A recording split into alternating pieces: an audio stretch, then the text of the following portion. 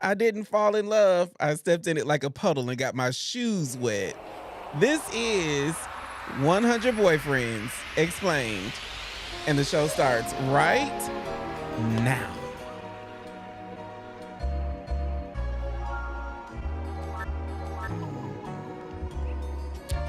What up, though? I am Jay the Gentleman. That's at JAI the Gentleman on IG. We're live from the back room right here on Dear Black Gay Men podcast. Tonight is the last show of the season, but don't worry, because we will be back. Now, if you know, you know. When it comes to raw, unfiltered storytelling that hits deep, Brontez Purnell does not hold back. He's the author of 100 Boyfriends, a book that is messy, sexy, chaotic, and beautifully real, just like life itself. In this episode, we're sitting down with the man himself to talk about heartbreak, queer joy, and the beautifully complicated experience of being a Black gay man in this world.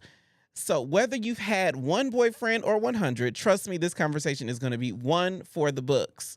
I'm so glad I know how to read because all of these big words are getting me together. Now, let's get into the, is Brontez there? Yep. Hey, I'm right here. Pumpkin.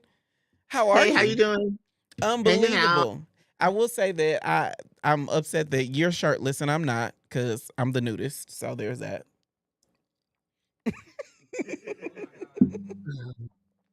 Please welcome Brontez Purnell. I got to make sure we give you applause. I want people to know that you're the VIP. So we selected 100 Boyfriends for our book club pick, which is right here. 100 Boyfriends is, put it in here. Great book. How much of this is you, friend? I don't think there's never a way to really quantify that. It's the stories are composites.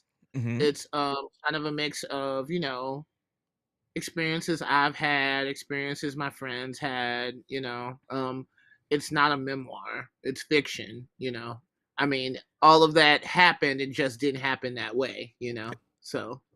And I also think it's important. It's important for Black people to write fiction because a lot of times when we're Black or gay or marginalized, in order for our work to have credibility, it must be memoir. People have to feel as if they're taking the actual, life out of us, scraping the marrow from our bone, or being able to say, "Oh, well, you did this, blah blah blah," or essentially, only white men are smart enough to write fiction. And so, no, I can turn a tale. I know truth, catharsis, all those things. Like, I paid fucking UC Berkeley $70,000 for a theater degree. You are fiction. And I didn't know you were gonna come spitting facts at the top of the show, friend. We ain't even got into it yet. We ain't even got into it. But I will say that the commentary, because I'm not a writer. I don't write books. I write a blog post or an article or op-ed, but I don't. And so the idea that is the plight of the Black writer is that, in order to have credibility, you got to write, historical fiction, or you got to write a memoir, you got to write not historical fiction, historical fact, or a memoir, or all the things. It is amazing that you are. I mean, clearly the book is amazing. So you're smart enough to write fiction, friend. My hat is off to you. Yeah. Okay. Are you ready to get into the show? I'm ready to get into the show. All right, let's get into it. Let's get into the episode.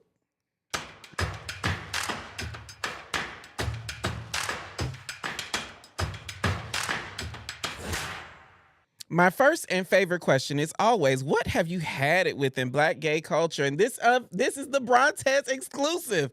B, what have you had it with in Black gay culture? Besides the negging of Lizzo, besides the negging of Lizzo, that's still my bitch. Fuck y'all for leaving her like that. But besides the negging of Lizzo, I think just general poverty, just like how much it costs to just like do anything and live and exist. Like, that's what we fighting with. And I guess sometimes too, there's this weird split amongst my Black friends where like niggas don't want to do nothing DIY no more. Like, they always want to go someplace and like pop bottles at a bar, and I'm like, why are we paying these crackers all this money? Why don't we buy a bottle and go to the house and like fry some chicken and like kick it. Like and do what I we feel- do best, because that is Black life. That's culture. Like in Atlanta, I don't know about you, about the West Coast where you are, but in Atlanta, the best time to be had is always a kickback at somebody's house. Aaron, who works here, he has some of the best kickbacks, and it just be us and a TV and a Bluetooth speaker with a bottle. See, that's what I'm talking about. Cause it's Ain't just that some like, shit? It's a That be little the more best than that now. vibe ever. Good folks with some, and he bakes, so he'll be like, oh, I felt like doing nothing, so I baked a German chocolate cake or some shit. Like everybody I needs a thought you meant friend like that. smoke weed. Like, I Now thought you meant smoke weed. not a lot of us smoke weed. I mean, Aaron will let you go out on his back porch, cause I ain't never seen nobody light up an Aaron house. Not No, 'cause inside it's the house, also at least. He said, you already know. There's a mic over there just so y'all can chime in. Trump tariffs and the economy. Okay, like listen, and also that's another thing I'm saying too. My friend Kenya, she's this performance artist. She was in the Whitney Biennial, but like she's a friend of mine. She lives in Florida, and me and her talk about like Black life and things all the time. And it's just like we be going to these places and like giving like white people like all this money, but it's like, well, all this Trump stuff too. Like this time, they not gonna put up a colored only sign. That's what she says. They're not gonna put up a color only sign. They just not gonna serve you. And I'm like, why don't we just preemptively kick it at the house? Like, I'm saying now, I will say that somebody that was on the show a while ago, D Montreal, he was like, if we want to segregate now, because being Black is lit. We gonna have the best food. We gonna have the best vibes. We gonna drop it like it's hot. We gonna have somebody uncle on the grill in them damn sandals and some cargo shorts. We gonna have somebody who said, I brought a caramel cake. Being Black is lit. No matter who in the goddamn White House. See, I'm cussing now. Okay. You wanna know what I've had it with, B? what have you had it with, my love? I have always had it with the girls who call non-daddies daddy. Like, I feel like you got to earn the right to be a daddy. And these bottoms out here, these submissive girls, just throwing that title at anybody with a big dick. And I have had it. Okay, you ain't gotta talk about me like this. but like I am stepping into my daddy era, right? I got a hole in my blouse. But I am stepping into my daddy era, and I take pride in earning the fact that I am a daddy. I am going to care for you. I'm going to make sure you feel good. I'm going to do all the things. But you over here calling some dude a daddy just because he's tall and got a deep voice, even though he can't do shit. I call short men with no dick daddy too. Look, look. When I call You somebody could be talking daddy, about me. I ain't the tallest motherfucker out here. but look. Okay, listen. Like a lot of these bottoms, I too am fatherless. So when I call somebody daddy, it's for me. It's not for them. Got it. Understood. So, Understood. There was a comment about.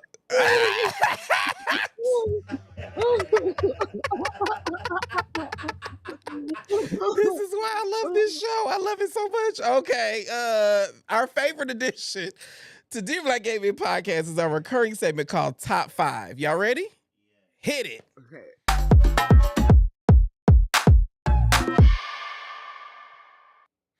This is our segment where me and the guests give our top 5. If you agree, give this episode a thumbs up. If you disagree, let me know what your top 5 is in the comments. This is top 5 most memorable hookups, either good or bad. You ready?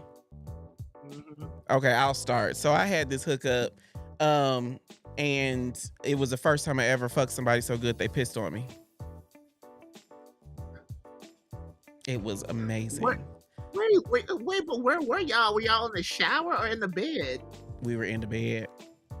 Ew, not in the ew. I have a mattress cover, but so I was not bothered. Oh, But okay, now yes, but you know when you hitting the prostate, it's not pee that's coming out, but it's pee ish.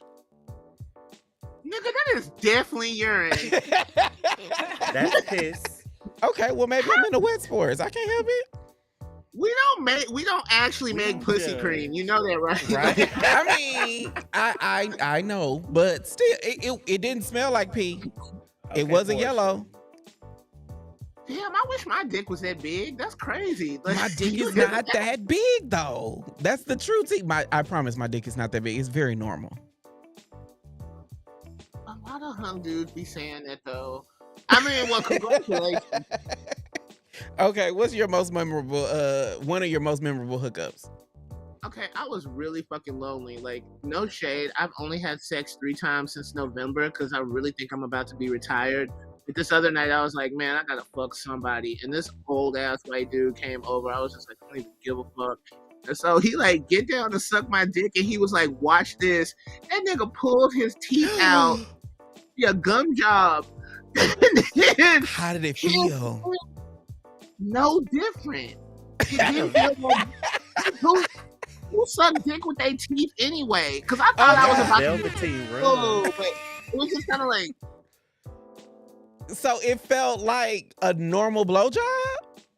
yeah. And then part of me too like felt bad because I was like, wait, It's but, supposed like, to feel, it's supposed to feel different. It feels like it's supposed to feel different, but if it don't, then but then I had guilt because I was like, what happened to your teeth? Like, have you got a hard life? Do I need to make you a sandwich? Can you eat the sandwich? You know, like yeah. with no teeth. Well, I guess if you put the Gum teeth jobs in, is life. Chaotic one says gum jobs is life. Okay, you want to know my next one? okay. So this was a situation that just recently happened. I started conversing with someone who is an edger and a baiter, and we had and he edged me into oblivion the other day. It was amazing. He had me spread eagle on this little bench at the edge of the bed, and he was double-handed and single-handed. It felt like he had I was blindfolded. He had like these noise-canceling headphones over my ears, playing porn. And then when he finished me off, it was the same time. Like he timed it so that the porn was busting a nut as I was busting a nut. It was great. Oh my god. Are you in your booty right now? No, I'm like, I'm scratching my like back. No. Okay, what's another one of yours? There's this older Puerto Rican daddy that makes me pretend that I'm a 5-year-old girl during sex. And here's the funny part is, it's like, I don't really change my voice or anything. It's kind of like, yeah, okay, yeah. Because it's We're in not his gonna- head. It's just that's his fantasy, which is You know, inappropriate, but Is also that a appropriate that fantasy? that he gets it out with you, who is of age. But I mean, I'm old as hell. I'm sitting here with gray you hair. not old as hell. You not old as hell, because I refuse to be old as hell when I get to your age. No, she ain't no spring chicken no more. I mean, I could. Let's say it like this: I could retire with the gold medal, but Okay, Chaotic one said no. Okay, my top 5. Now I did my worst hookup was when I was having sex with this dude, and he was I don't want to say unwilling, like he absolutely consented to what we doing, but he was complaining about it. He was a bitchy bottom, and I hated it. And then I put, like, he was riding my dick, and then I flipped him over to do a missionary, and he said, I hate this position. I said, get off of me and get out. Get off of me and get out. probably, ain't got no father, and fatherless bottoms hate eye contact because it reminds them of like what they've lost in life. I understand this. So it's like, 'cause if you doggy style, you can just, you can pretend you someone else, or you can like pretend the person is Jeff Goldblum. Like, you just a fucking hole. You ain't even a real. You know what I'm saying? And that's where my power come from when I'm That's tossing where pussy. One of my good friends says I would much rather be a power bottom than a powerless bottom. No, okay, I like being a powerless bottom. That's me. That's like, I'm like, That's you fetishizing. the- Okay, that was top 5. Yay! Okay, our YouTube exclusive content is filled with conversations that take us a little deeper, like our recent interview with filmmaker Michael Rice about his groundbreaking documentary Black as You Are. This is currently on an international tour. Becoming a YouTube member is one of the easiest ways to support what we do on Dear You don't Black have to be polyamorous to engage in that level of intentionality as far as your relationship is concerned. But I do think that the style and the practice of loving through a polyamorous framework does require some level of introspection and to have some really thought-provoking conversations that with monogamous relationships are kind of not required because it's just assumed that we're going to do it this way. Go ahead. Me? Okay. Becoming last show of the season and we working out stuff. Becoming a YouTube member is one of the easiest ways to support what we do on Dear Black Gay Men. To find out what benefits you get from joining our community, hit the join button below this episode. Big shout out to Chris Moore, Marcus David Robbins, Jeffrey Hitt, and Chris Moore. I know who y'all are. I know who they are. J. Martin Fitzhugh. I know who J. Martin Fitzhugh. I was just in the comments talking to you also. Thank you for joining and your membership. When we come back, we're sitting with Brontez to talk about all things boyfriends. This is 100 Boyfriends Explained. And we will be right back.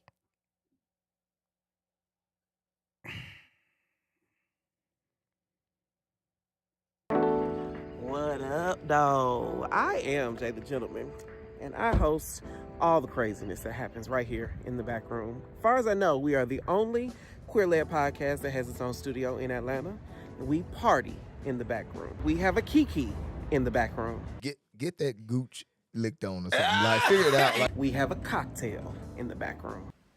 Oh, that's really good. That's what she said. And we grow in the back room. Every time y'all are here, every time you're here, you say something that I'm just like, that really happens? If you're in the Atlanta area, you want to join us in the back room, visit dearblackgaymen.com/tickets to see what live shows and events we have coming up right here in the back room.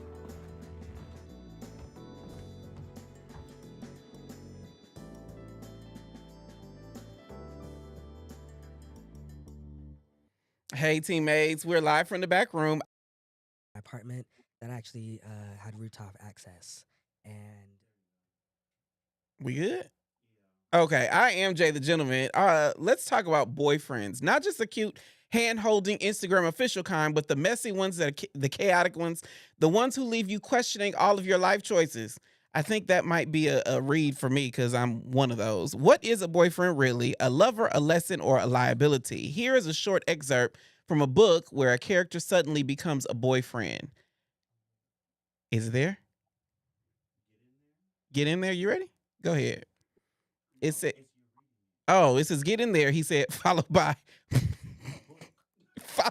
more dominant voting. After he came, I dismounted to ask if he wanted to eat fried chicken. Yes, and whiskey too. Whiskey, because that's what I'm drinking. He demanded painkillers and whiskey. I like his style. You're my boyfriend now. Go get the food. So let me just vamp right here, because that was out of chapter 1 of Brontez's book. And when I tell you chapter 1 is what got me hooked, just so y'all know, the first page says, fuck all y'all. Who are you talking about there, B? Yeah, all of them. Fuck all y'all? All y'all though? Yeah. So let's talk about In the Morning. Okay. In the Morning is a story, is a chapter 1, first story in the book, and it's about how you woke up, how the main character wakes up from a drug-induced coma and makes boyfriends with this dude who secretly has thousands of dollars in his bank account. Where did you come up with that, friend? A piece of that has to be real life. A piece of it has to be real life. It was so good. No, like, I mean, I'm a writer. I woke up, I wrote, I journaled, I workshopped, I frameworked, and I thought, this is the literary vehicle in which this story lives. So what I love about your book is that each chapter for people reading, because we've read this on the book club, we've talked to a lot of people about your book. Each chapter is filled with one or more stories about how someone connected, how one man connected with another, and you call those boyfriends. Now, as you are the writer who has put all this together, how do you define boyfriend? You've literally wrote the book about it. So what is a boyfriend to you?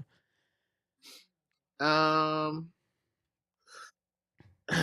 that's a very broad question. Mm-hmm. Not broad, but like it's like I think it's an agreed upon thing amongst the players. Honestly, I don't think there's any right or wrong way to do it. Some people are boyfriends and they see each other once a week. Some people have met once in a lifetime and fucking form a friendship or bond that lasts time. Um, some men leave hating each other but still think about each other every day. Like, it's a wide spectrum of like what boyfriend means. What I love But about I think it's an agreed upon form of intimacy that it will be as vast as humans are vast.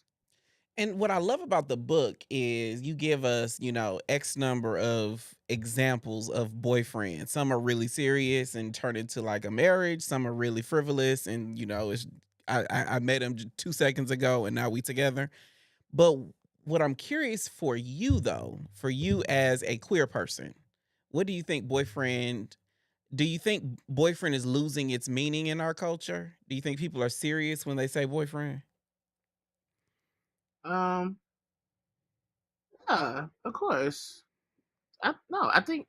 I Really? mean, there's a lot of no. It's a lot of different things, and also like us as queer men, we've always had to rely on a large framework of lovers to like kind of I don't know keep ourselves and hold ourselves. Like it's a sense of family, like and like I don't know, like tossing pussy to a lot of niggas is also like I don't know, like a community act of love, like seriously, like there is a way too where it's like I could have a boyfriend like right now, but it's also like what happens to these like four other niggas that I've been tossing pussy to for like 15, 20 years? Like all of a sudden, like this all these years of like this intimacy is supposed to just go away because like, oh now I'm like, now I'm wifed up in a house somewhere. That ain't how that usually work, But I think that a lot of us we piecemeal relationship into, a whole bunch of like it's I get one piece of my relationship from my main nigga, I get another piece of relationship from this dude I've been fucking for a long time. I get another piece from, the hookup that's on the app right now. And I think we piecemeal a lot of it. Is that your experience? Yeah, but I mean, also too, in my head, I'm like, what exactly is wrong with that? Think about it like this: there's the dyad, right? Uh-huh. Just the two structure, but the triangle is a stronger structure than the dyad. Are you Like, there's advocating for like, thruples, or what are you saying? I'm not advocating for thruples, but it just seems to be the way that most humans go. Like, there's a real reason. Like, a lot of people like try to like there's something about it where like people try to talk about it like it's based in some form of moral deficit or whatever. When in actuality, I do think like this kind of like monogamous two-person thing was like I don't know. There's something that is like I see the benefits of it, but it's also part of this kind of nuclear family lie that we were sold by colonization. Like people work out the fact that people don't just have sex with one person. Like hoes Or all throughout love history. or intimate with one person either. It sounds like what you're saying as All of, well. yeah, and it's like there's something selfish about expecting all of that from one person, or in keeping it all in one person. That could I don't know. There's lots of things that could do to the orbit of that relationship, But how we deal with it is just kind of how we deal with it. I've been in the Bay Area forever. It's like where so many sexual movements happen. Sometimes I Yes. feel like it's annoyingly non-monogamous. But then when I go back home down south and I deal with like niggas back home down south, it's like Yes. niggas just old school and like to cheat on each other. Like they like the idea of in a real polyamorous framework, you're supposed to meet all your people's partners. But country niggas really just like to cheat on each other. They love the illicitness of it. They like pretending to be that Because good it's boy at home. fun, friend. It's fun. Like the sneak around is so much fun. Now, I'm not advocating for people to cheat, although that may be what it sounds like. But there is the allure of novelty and mystery and all of that just complicates this queer definition of boyfriend. Because like you said, you in Oakland, I am still in the jewel of the South, and the girls down here want one man, one dick, one ass, one forever. And I personally don't get it because I'm such a much more dynamic person than that.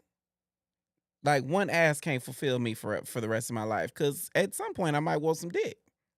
I haven't come Also, across that too, point like, yet, but I'm sure it exists. Got it.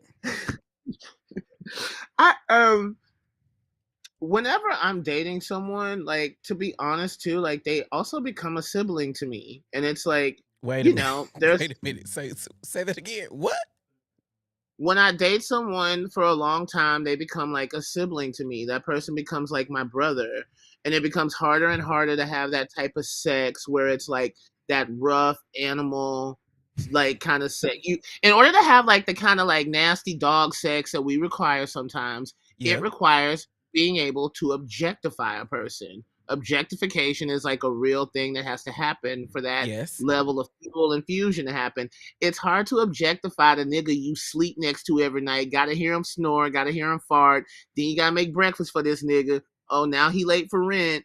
And so if you know when you're with somebody, it changes the dynamic of, and I think that those things are important too. Like having that type of love, having someone to come home to, like is worth its weight in gold. You know, like Yes. that is important. But also too, it's like there's also certain things once someone is locked into that realm that they can't necessarily fulfill in other realms. And that's where I think people get caught up in this like, oh, like either cheating or working out polyamory. Or I just know that here every guy on the app is just like, oh, I'm partnered but looking for somebody. I'm like, you got a goddamn boyfriend and your ass is trolling for fucking dick as much as me, a single person? Like fucked But up, but right? the Like irony of that, because they're telling me to move on as well. But the irony of that is I don't lose the part of me that can objectify you even if I love you. Like if I love you, I want to be able to explore all bits of you, and I can turn off the love to turn on the fuck. But maybe I'm the eyeball. I can do it for like 6 months. I'm not saying I'm not gonna have sex with my partner ever again, but I'm like, there is something about it after a while that changes shape. Wait a minute. Omar said that's why me and my hubby on our first date, I said, look, I'm a hoe and you a hoe. Let's just be hoes together. Still together 11 years. Are y'all still hoeing? Period. Are y'all Period. still hoeing? I want to know, Omar. Put that in the chat. Okay, while Omar is typing that in the chat, it's time to play a game. We've discussed what a boyfriend means to you, Brontez, but now we want to play a game. We're going to watch a few memorable moments from this season and give a reaction. This is Real Roundup.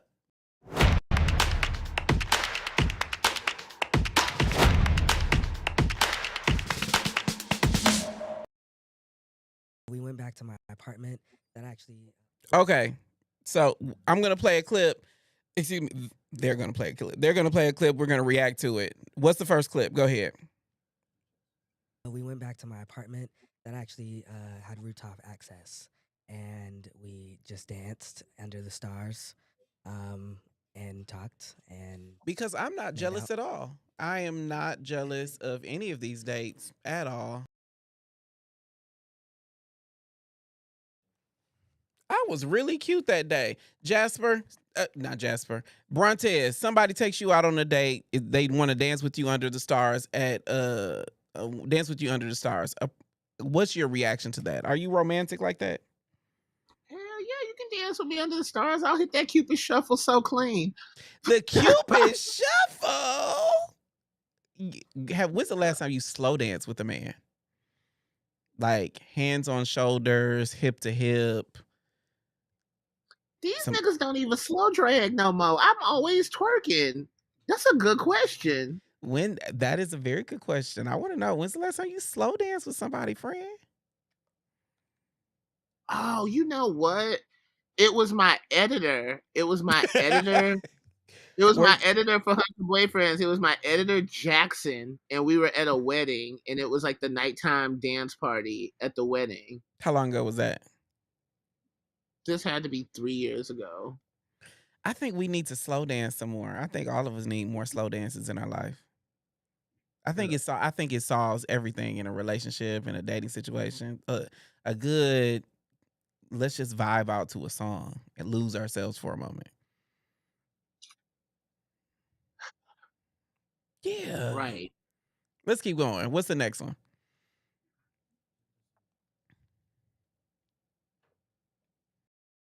Why you don't go for a Let me drink? just stop waiting for somebody to ask me. Oh, baby, you can't wait. Not That's in a problem. 2025. That's I a mean- really Right, big that's the thing. It's new. It's like you got to get. You couldn't out wait in there. 2024 either, though. Just You FYI. couldn't And I wait in think- Well, I was in a 2020 anything. relationship. I think that is why a lot of people don't date, because everyone's sitting around waiting for someone to ask them out for a drink I'm sure. and not asking back. But now Mm. I will say what I hear a lot of is that we inform who should do the asking based on like sexual position. That is the like truth. bottom. B, when's the last time you asked somebody out on a date? Like you did the asking. Okay, I got this crazy story, right? So I was at this rave in San Francisco, and this mixed boy, this black and white boy, nigga was like 6'3", like bear, like he's so sexy, right? He all kissing me on the forehead, bear hugging me and stuff. But I was like, I was on ketamine and Molly, I ain't gonna lie. And so I was just like, and plus he was tall, so I felt like he was the one that should have been like asking me like out. So I was playing coy, but then I like left the party without exchanging numbers, and I was like, oh shit, like I'm never gonna see him again. That sucks. But then I found him on social media, and I was like, yo, like that was a good bear hug. Like, when can we meet up again? And he was like, well, I got this trip to Arizona, but me and you can meet up after that, right? How about I'm looking on social media and his trip to Arizona was his wedding? Wait a minute. That is not where I thought that was going. I got this trip, but we can hook up when I get back. Now you a married man. So wait a minute, but you said something that was real interesting. You said he was tall, so he should have did the asking. Like height? Yeah. Height is the thing? He like height, and I ain't even gonna say it like this, but like he light skinned too. Like I'm just like, yeah, like he need to be asking me. Yeah, I said it. I'm not gonna hate on you. Okay. What's the next one? What's the next one? Especially if it's doing I'm gonna hoeing fuck hours. you. If you come to my house Baby, you only at gotta be hoeing 11 o'clock, hours. I after was 11 fucking in the airport. right? And I said, baby, you know what time it is. We finna fuck. It's that time. Okay. It's just that time. he said Hold with on, an extra. hold on. Panther With is extra in the cup. comments. We finna get nasty. Panther in the comments, he is, I'm hung, so many think that I'm dominant top, but I'm also a sub hung. But I really want to know what you look like, Panther. Thank you. Get the Thundercats down and push your face I up. really want to know what he Because looks like. it's giving. What's B. Cryptic up? said, I'm a power bottom, and they say, because I'm naturally masculine and aggressive, Huh? I'm aggressive. Okay. Okay. Naturally. Are you an aggressive bottom? Nah, I'll be saying shit. I'll be like,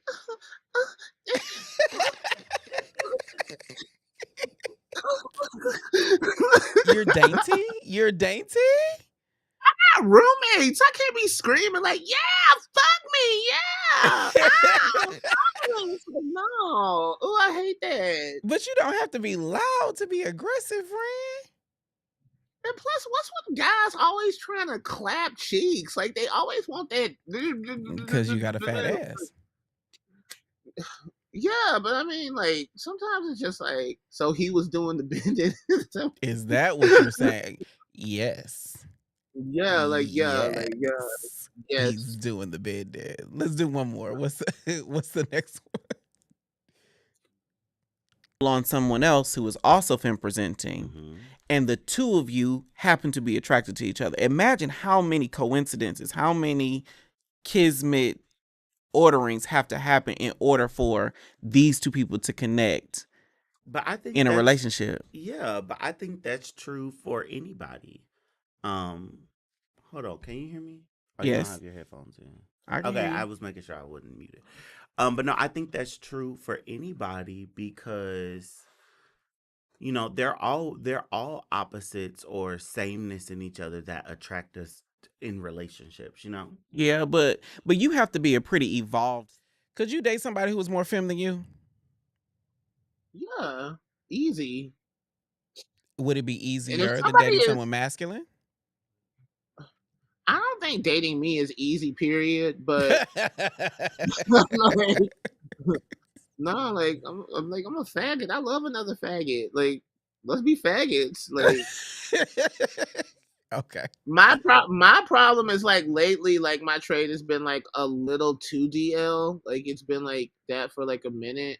What And so does part of me is 2DL mean? What does that mean? like, I don't know, like they fucking sneaking into my house. Like I'm buying their children soccer gear because they've been giving me dick for 5 years. So I'm like, okay, I'll buy the soccer gear. This one nigga came over, total fucking prison nigga. That nigga stole my grills while he was fucking me, like pocketed them. And so I'm just like, wait a minute, like I am a educated black man. I got a whole ass degree from Berkeley, and I'm fucking these prison niggas. This is all wrong. I'm going to Atlanta Black Gay Pride this year.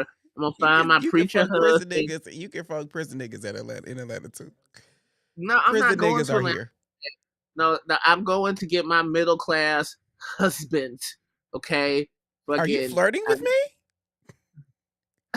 yeah, totally. Yeah. Oh my God. Okay. Totally. I think that's a good place to take a break. When we come back, we're going deeper into 100 Boyfriends and talking about my favorite chapter in the book and one I may have nutted to because the book is just that good. But during the break, let me know in the comments, what do you call a boyfriend? How do you define that? Let me know in the comments. Am I supposed to play some music? This is 100 Boyfriends Explained, and we'll be right back. Might be the reason why you don't go on Let me drinks. just stop waiting for somebody to ask me.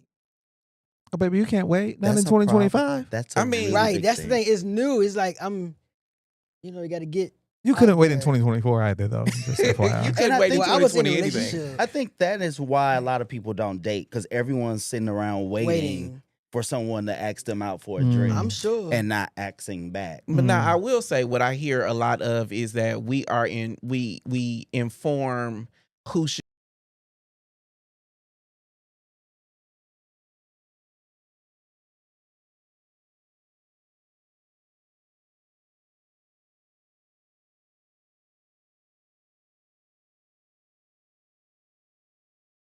I've been in the gym so I could do two things. It's one, thirst trap on the internet, and look good for my man when I find one. And that's why I'm excited that support for Dear Black Gay Men comes from Twillery. Black men, whether you're in the gym, like me, or blessed with good genetics, like me, carry our weight in a couple key spots that can make suits and slacks hard to fit and uncomfortable to wear without either having to size up or break the bank in tailoring. But Twillery answers the fit problem with their performance fabrics. It's the right fit for the tailored look and just enough stretch for comfort and breathability. I'm wearing right now the solid performance polo that hugs my chest and arms while tapering just enough at the waist to show off the good parts. Twillery carries suiting, polos, button-ups, and everything to impress at the job or knock someone's socks off on a date. And you can shop for the perfect fit right now at Twillery.com, and we've got a special offer for the DBGM family. Take $18 off your first order by using code M300J. That's Twillery.com, and we thank them for supporting our channel. We went back to my apartment. That actually. We're live in the back room. I am Jay the Gentleman. Before the break, I asked, what do you call a boyfriend? Are the comments saying anything, Aaron? A boyfriend, potential partner for life? For life? For life? Kevy Kev? For life? Like, how do you know that, for you, Kevy Kev, are you saying that you know when you become a boyfriend that this going to be your partner forever? Let me know in the comments. Anything else? Okay. It's time to get into that chapter. You know, the one kind of lingers that makes you pause and reread just to let it sink in. I just want to take a little time to discuss a memorable chapter or two from me. Uh, B, you there? Yeah, I'm here. What's your favorite chapter of your book? Do you have a favorite? Um, all of them. They're all so good. They're all the best story ever written. I will say that they are all good stories. Mine is we talked about it. It's Hooker Boys that leads into Inherited Wintercoat. Oh, I love Inherited Wintercoat. That's like the down south one. And it's it's not because it's down south. So for those watching, Inherited Wintercoat is this story about a man who goes back to his hometown because his father passed away. And he's looking for winter coats that were very memorable to him in his childhood. And something really magical happens at the end of the chapter. I think it's because I still have this kind of starry-eyed, dreamy approach to relationships. And I'm not jaded like a lot of the girls are. Have you ever dated someone who's... Are you jaded? I'm disillusioned, but I believe that unexpected surprises can happen at any time. Are you open to them though? Yeah. Because I think a lot of us aren't. I think a lot of us are beat down with like the reality of dating, that we forget to be like dreamy and all the things. Do you experience like I'm very southern because I'm in Atlanta, I'm from Texas, but you are on the West Coast. How do people approach dating out in California? Well, it's like all over the map. I mean, I think Oakland in general is just a very small place. It's very small. And so I think, a lot of these boys they like late night drudgery on sniffies, but then we have to meet in bars and stuff, and you be given that head nod, being just like, oh yeah, nigga, I definitely fucked your boyfriend the other night. The Cortez, who is a member of the book club, says that baby needed a therapist, not an engagement. I was trying to keep the cliffhanger at the end, but yes, they get engaged at the end of the chapter. I mean, who's to say he wasn't in therapy? I mean, who's to say his therapist wasn't his fiance? Listen, this it's a lot of ways it could go. But what was the question? Do I still feel like? Do you think that our culture, though, I'm trying to make it bigger than the book. Do you think that our culture allows for us to be like starry-eyed and dreamy and have this very butterflies in the stomach approach to dating? Because it feels like the girls are really pragmatic now. They just want to find a man who makes enough money and can make them happy. No, I think we do a wide range of things. I think lots of people go lots of different ways. I think love, dating, sex, like it pulls people out of their orbits in a crazy amount of ways. I do believe there is a sort of jadedness, just like, I don't know, with phone culture and content culture and just people just staring in booty cheeks all day, But the one thing I can say is we always eventually have to settle with the real world. And the real world is a very finite place where, you have to deal with the limitations of I am an actual body and I need another body right now. And I will make deep compromises and concessions around that, depending. So, and I I think it's like the poles. Like I do think that people deal with reality and saying I am an actual body. But I think or at least what I've experienced is the girls over here that are like hyper independent and I don't need nobody for nothing. And if you can come or go and I'm good. Which is a trauma response. It's real. That's a real trauma response to have, Yeah, I agree because I have had that response to people in my life as well. But I also think the other half is true where people are making concessions that they don't need to make because they really want companionship. And I just wonder if two things can exist in the same space, or if two things can be true at the same time, where, I am a body and I am independent, but also I want someone on the appropriate level.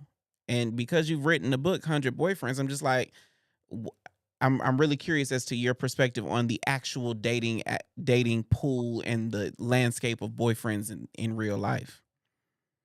I think that most humans in general are like widely uncompatible. I think it's a lot of we. That's the one thing too. I think we have like this starry-eyed notion of love, and it just we finding the perfect partner, and it all fits together like puzzle pieces. But that's actually a very small part of it. It's like to love a person and to keep a person is it's work. It's something that you like actively have to work at. You have to wrap your mind around it. You have to really be engaged for it. It's like love is a muscle, that you Hmm. gotta like really, really flex. Um, and I think you either have the energy and engagement for that, or you simply don't. Um, at this point in my life, I think I could facilitate that way better than at several parts in my even recent past. So, Why? What's changed for you? Um, it's the season for it. Structurally, not a whole lot has changed in my life. Um, but it's just, I think it's kind of like tides or like, the star signs changing. There's just times in our lives where we know we're ready and times where we're not. So Is now's marriage when, a goal for you? yeah, I would love to have had an ex-husband by now.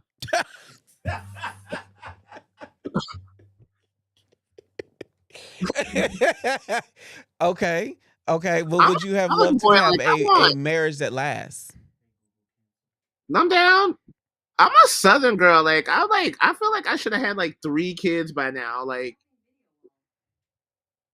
it's crazy, right? Like I have like this total like crazy West Coast artist life, but like at my core, I'm still that nigga from Alabama where it's just like my preacher husband, my 3 kids. Maybe I can find a way to fucking um maybe I can find a way to make Tyler Perry ham biscuits and a jockstrap at his mansion. Maybe that should be my job. I really could pass out right now. Okay, I A was call, A call Magic Deprom, D- Dapramont. I can't pronounce the name, but he says people having it, he, she, or they, because I don't want to misgender anybody. Say they have an issue with trying to change a person. To love a person is to love and accept them unconditionally. If you can't, then you got to be grown enough to walk away. Um, Chaos is not the ex-husband. Brontes said he puts them on in alimony. I love this show so much. Okay, B. no alimony. No, I'm gonna marry a broke nigga. Broke niggas fuck better. Like they just I will do. tell you some of the best sex that you're gonna have in Atlanta is in Decatur, Georgia, on an air mattress. It is some of the raunchiest, most I definitely shouldn't be doing this kind of sex that is gonna make you come and hit the ceiling. Girl, that house dirty as hell too. You don't give a It fuck. the house is not dirty, it's just empty. Like they Listen, signed this lease and that's all they had, friend. That is the best sex you will ever have in this city. It's great. It's great. listen. I refuse to be an economic Say snob that into towards the it. mic, Aaron. I'm not gonna be an Well, a economic mattress snob. on the floor. We can't hear you. Wait, what? He said a mattress on the floor.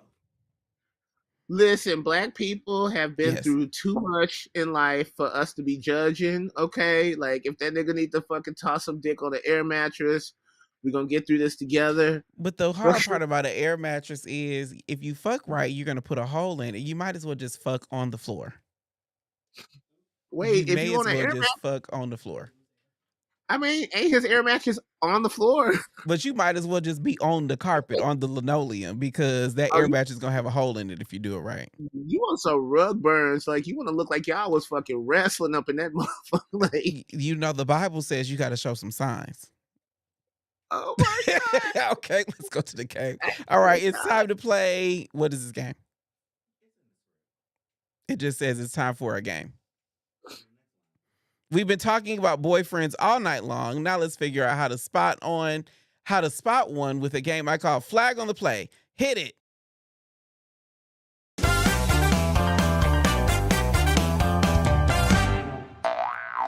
This is how the game works. This is a game where you listen to a scenario, determine if it's a red flag, which is obviously bad, a yellow flag, something that to watch out for, or a green flag, and when he's perfect when dating. Are you ready to play, B? Mm-hmm. Everybody, let me know in the comments. Would you say that these scenarios red flag, green flag, or yellow flag? Put up all the comments because I want to see what the people are saying. All right, first one is he's always honest with you. Red flag, green flag, or yellow flag? Red flag. Why is that a red flag, B? I ain't always trying to hear that shit. Like, because some people equate honesty with truth, and that's not always the case. So just because you always telling me how you feel, like, it's like I have had that be a speed bump, and it's just Kevin, like I don't know if I like your tone with that comment, but okay. so you're being honest, but I don't know if I was ready to hear that. That's why he said it's a green heart, but a red flag. I don't know what that is. Bernard Willie says it's a green flag. He's always honest with you. The thing about honesty, like I'm actually with B. I think that you can be that sometimes honesty does not matter as much as compassion, as much as empathy. I think sometimes in some situations it's important to be empathetic, even if you see the facts in a different way. Maybe that's just me, but there's a whole bunch of green flags in the comments. Miss Eve says green flag. DJ says green flag. I know some of y'all. That's great. Okay, the next one says dating someone that's in between homes. Red flag, green flag, yellow flag. I done moved boys in this house after dating a week. I'm such a mommy boyfriend. Green flag. I love a boy in trouble. Get on over here. Let me take care of you. Omar says depends on the situations. Okay. I have also moved people in way too early. Like I dated this one dude. We were dating long distance for like a month and a half. And he said I got put out. He came to visit me. Said I got put out. Next thing you know, he living with me. Got keys. Got his name on the mailbox. A whole bunch of. Kelvin Pender said red flag because bitch wet. Red flag. Hell nah. Okay. What's the next one? Rekindling love after 20 years. Am I old enough to have loved 20? Yes. I had a friend. I had a good friend. We met when we were 17 at a punk show in Nashville. We waited 20 years to have sex. It was that friend good? recently. Actually, yeah, it was gorgeous. It was beautiful. I have had a long, a couple of relationships that have spanned this long that remain sexual, and to be quite honest, there was always something magical about it. So if I think about who I connected with 20 years ago, 20 years ago, I was 20 years old. And the person that I connected with is the person that I moved into my house. I would not, I was going through a rough patch in my life at the time. I was fucking everything with legs. Cortez said red flag, a whole bunch of yellow flags with that one. What's the next one? My mama said, no matter how sad their story is, don't move them people in your house. Aaron just said, my mama said, no matter how sad their story is, don't move them people in your house. What's the next one? Likes learning new things. Red, yellow, green. Green. I'll say green as well. Yeah, green. Okay, next one. They love you, but that don't believe in relationships. Red, yellow, green. How big is his dick? Wait. Oh.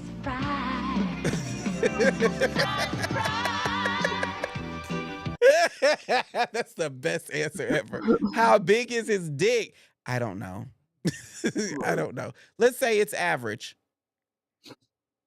Like, is he fine? Let's say he is the fine side of average. Okay, I'm down. Green flag. Let's do it. Okay. Hell, I let everybody else hit. Why not? Okay, what's the Cortez said? Bye, red flag. But the funny thing is, most of these people are in the South. I think the South versus the West Coast versus the Northeast are very different vibes. This is very different vibes. Very different vibe. What you know, Joe says rojo. TMJ says red. And TMJ is a member. Yay! Brick said another valid question. How big is his dick? That's a very valid question, apparently. Okay, what's this say? The next one says dating someone with strong religious beliefs. Red, green, yellow. Wait, like Church of Latter-day Saints, or like he practices witchcraft? Now, if he practiced hoodoo and be up in his house killing chickens and hexing people, now I'm with that shit all day. Now I be fucking, you know, baby, listen, I'm a butt girl. You know I'm a hoodoo girl. Come on, like, yes. Okay, yeah. So certain religions, but what if it's just like he's apostolic or something, like Kojic? You said you wanted a preacher. Okay, yeah, I'm down. Green flag, good. Believe us some. Believe us in. Believe us in. Okay, what about being monogamous? Red, green, yellow. At this point, I would give it a green flag. Really? Because I'm red all day.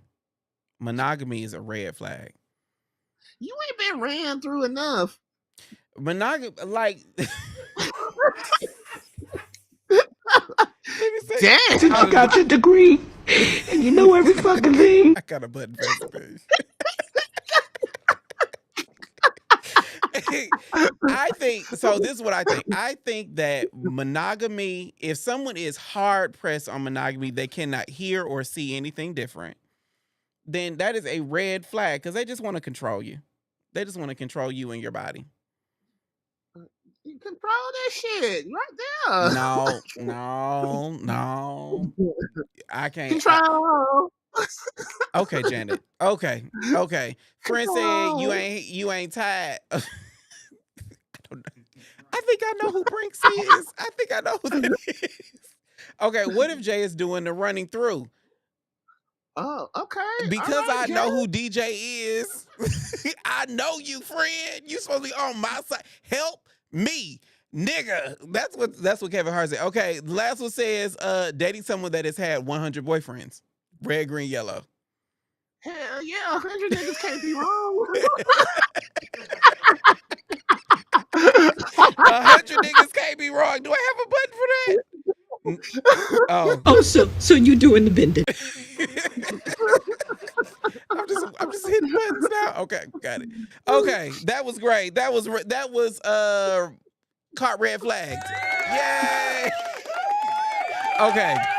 After the break, we have a discussion about what this literature means to the culture and learn what's next. For Brontez. Before that, let me know in the comments what was the first gay book you read. I know what mine is. This is 100 Boyfriends Explained. And we will be right back.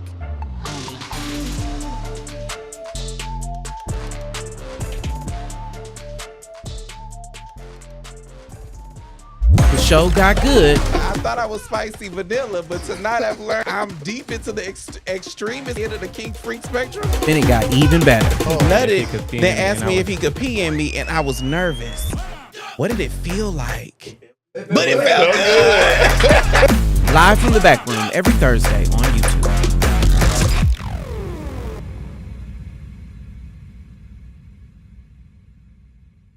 What up, though? We're live from the back room. I am Jay the Gentleman. Before the break, I asked, what was the first gay book you read? Mine is Invisible Life by Elin Harris. I think where I'm from, that is the first gay book everybody reads. But what was yours, B? The first gay book you read? It was Hornito, My Lie Life by Mike Albo. Really? And it was set in the 90s. And it's just about him being like, it was kind of this new narrative, and it was just about him being like this hipster in the Lower East Side in the 90s. and I read it probably when I was 17 or 18. And I was still in a small town, but I was just like, it was the most vivid account of like just being gay and cruising in that time, and it blew my mind. It was majorly influential on me.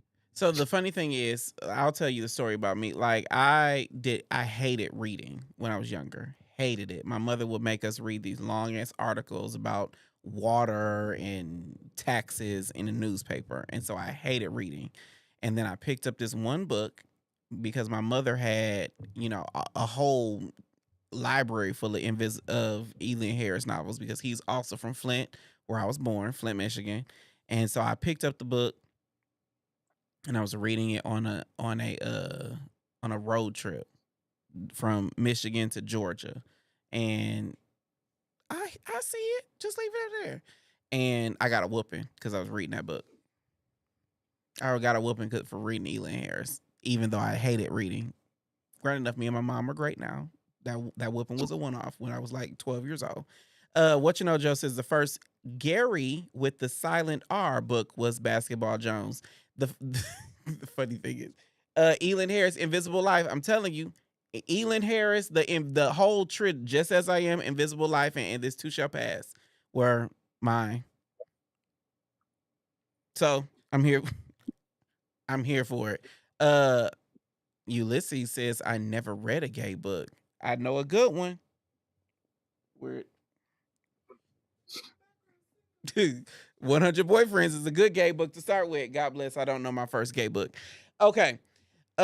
Black gay culture is rich, raw, and real, but how often do we get to see it laid bare in all its messy, beautiful, and chaotic glory? 100 Boyfriends isn't just a book, it's a mirror, a mixtape, a manifesto of what it means to love, to lust, to lose, and to keep going. If I don't get an Emmy from that sentence, I don't know what's wrong with the world. Today, we're sitting down with the one and only Brontez Purnell to talk about why 100 Boyfriends matters, why our stories, unfiltered, unpolished, and unapologetic, deserve to be told.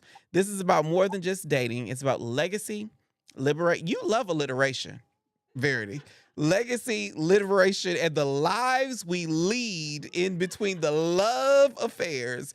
Brontez, why did this book need to be a part of culture? I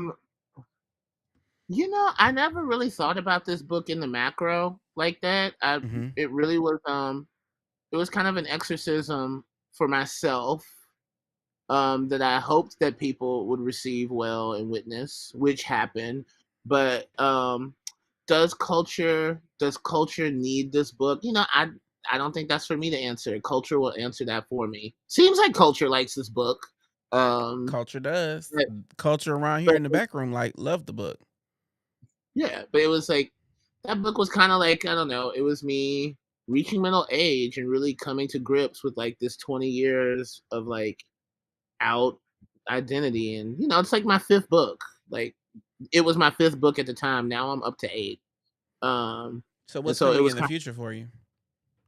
I just wrote this sci-fi book, and it's set in Alabama in the 70s, and it's about a family of psychics that are at war with each other. And a year ago, I just published a poetry book called 10 Bridges I've Burnt. And also I'm about to write my second children's book. I have my first children's book is called The Nightlife of Jacuzzi Gasket. It's about this little black boy who keeps his baby brother and reads books while his mom stays away at her boyfriend's house at night. So he stays alone at night with his baby brother and dreams. That is a story of a lot of children that I know.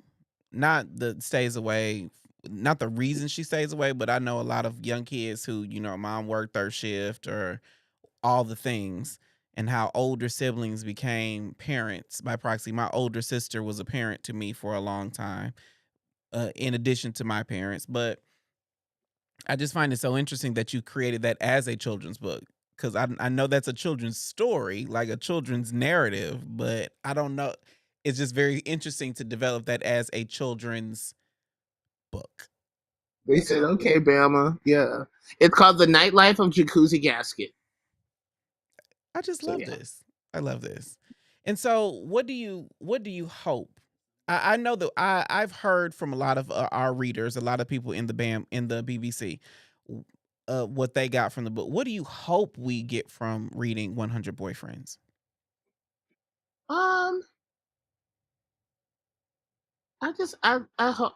Catharsis, the catharsis, like kind of an empathy and catharsis for the subject of like who we love, how we love, and how are we loving ourselves. It's an everyday battle. The lines in the sand get drawn and redrawn all the time. I just want people to kind of sit with these disambiguations on love and life, and I don't know, hopefully get something out of it, something that they can relate to. Okay. Well, my last question before our last break is: can you see my titties jumping? Yep, I can. Are they jumping? Wait, can I do that? Hold on, let me try it. Wait, can I do that?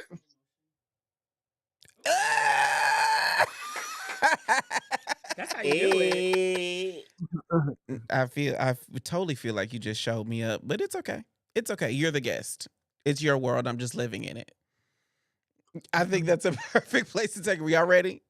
All right, we'll be right back. We ain't never had a conversation this good. Start fighting and it's over nothing. Like, why?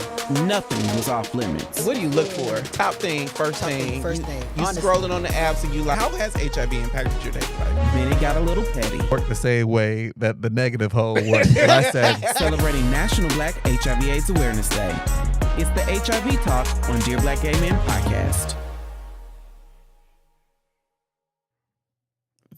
Thank you for tuning in. I would like to thank my guest, Brontez Purnell. If you would like to connect with him, links to his socials are in the description. This has been a season. Normally, I have a whole scripted piece about the bigger lesson and whatnot, but I will tell you that it was important for me to speak from the heart directly to everyone watching and everyone who will watch, because Dear Black Gay Men has legitimately changed my life. I started this podcast because I got dumped for a date, and I wanted to be able to get out my grievances with culture. And what has started from one failed dating situation has turned into several other dating situations I've had. Conversations with you all on Wednesdays with the podcast, on Thursdays here on our live show, and we have a new project on Tuesdays where we go live to talk about what's happening in gay culture. I would not be who I am today without this show, without you all who watch, and without the team that supports us. So I wanted to take this last show of season 5 to say the biggest thank you. I could never express how important this show is to me, how important each of you are to me, and how much your support has changed the trajectory of culture, the trajectory of my life, and the trajectory of the lives of everyone who is a participant here. So on this last show of season 5, I want to thank Brontez, who wrote the amazing book, 100 Boyfriends. I want to thank all of our guests, all of our teammates, and every person who has watched the show. This has been amazing. So, Dear Black Gay Men, we will be back for season 6. I'm really excited about it. Okay. I'll see you then. Bye.